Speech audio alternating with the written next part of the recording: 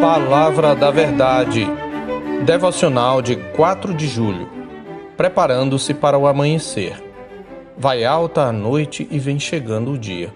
Deixemos, pois, as obras das trevas e revistamo-nos das armas da luz. Romanos 13:12. Na canção Olhos Vermelhos, do cantor e compositor paulista Guilherme Arantes, há um trecho do refrão que diz: "O mundo vive à noite. Todo mundo espera tudo da noite. Todo mundo foge da solidão. De manhã, nossa roupa espalhada no chão, nossos olhos vermelhos, confusão." Temos de concordar com o compositor. O mundo vive à noite. Porém, de uma forma muito mais profunda do que Arantes expressou, a Escritura liga o comportamento do mundo com a vida na noite.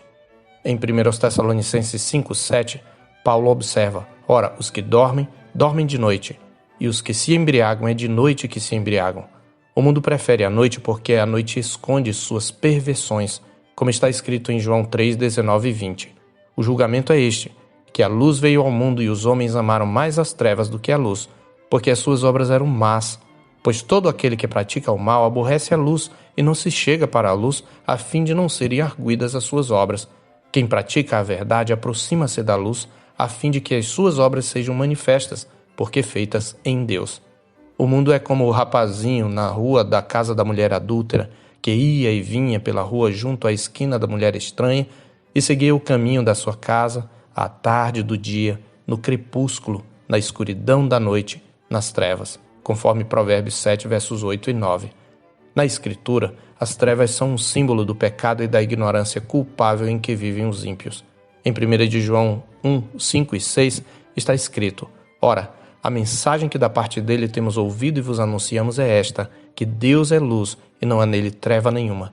Se dissermos que mantemos comunhão com ele e andarmos nas trevas, mentimos e não praticamos a verdade."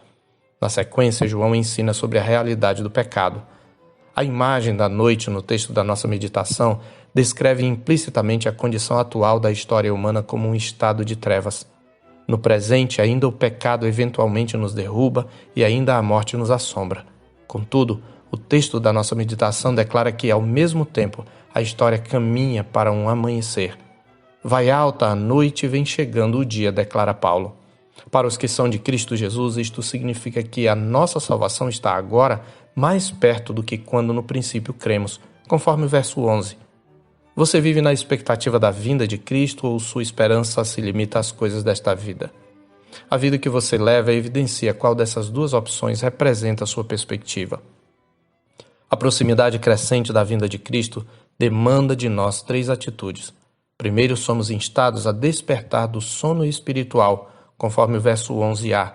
"E digo isto a vós outros que conheceis o tempo, já é hora de vos despertardes do sono."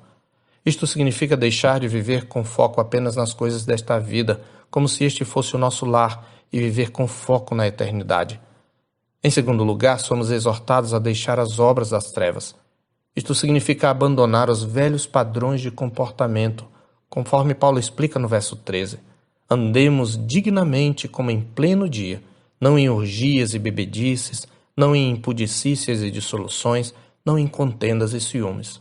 As primeiras 4 palavras trazem juntas a ideia de excesso e descrevem as farras regadas a bebedeiras, orgias e todo tipo de perversão sexual.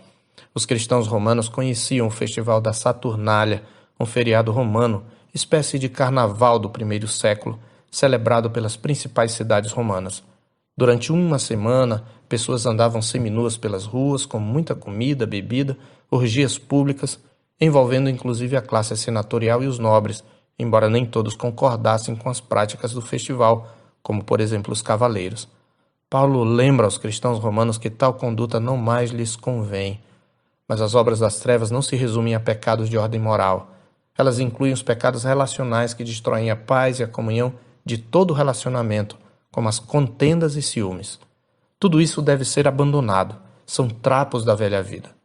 Em terceiro lugar, em nosso texto somos encorajados a nos revestirmos das armas da luz. Isto equivale a revestir-se de Cristo, como ele exorta no verso 14a, "Mas revesti-vos do Senhor Jesus Cristo." O que também implica que somente em união com Cristo podemos vencer a luta contra o pecado e contra as trevas deste mundo.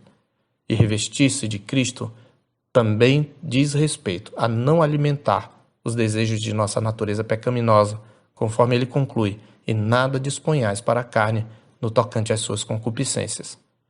O mundo vive à noite. O mundo ama as trevas. Por isso, para o mundo, o dia do Senhor vem como ladrão de noite, conforme 1 Tessalonicenses 5:2b. Aqueles, porém, que um dia conheceram a luz do mundo, Cristo, não amam a noite, mas o dia, como está também escrito em 1 Tessalonicenses 5, versos 4 e 5. Mas vós, irmãos, não estáis em trevas, para que esse dia como ladrão vos apanhe de surpresa, porquanto vós todos sois filhos da luz e filhos do dia. Nós não somos da noite, nem das trevas. Por isso, para eles, será como o amanhecer, conforme a promessa de Malaquias 4:2 que diz: Mas para vós outros que temeis o meu nome, nascerá o sol da justiça, trazendo salvação nas suas asas. Saireis e saltareis como bezerros soltos na estrebaria. Se somos do dia, deixemos as obras das trevas e revistamo-nos das armas da luz. Eu sou o pastor Marcos Augusto, pastor da Terceira Igreja Presbiteriana de Boa Vista, em Roraima. Tenha um bom dia na paz do Senhor Jesus.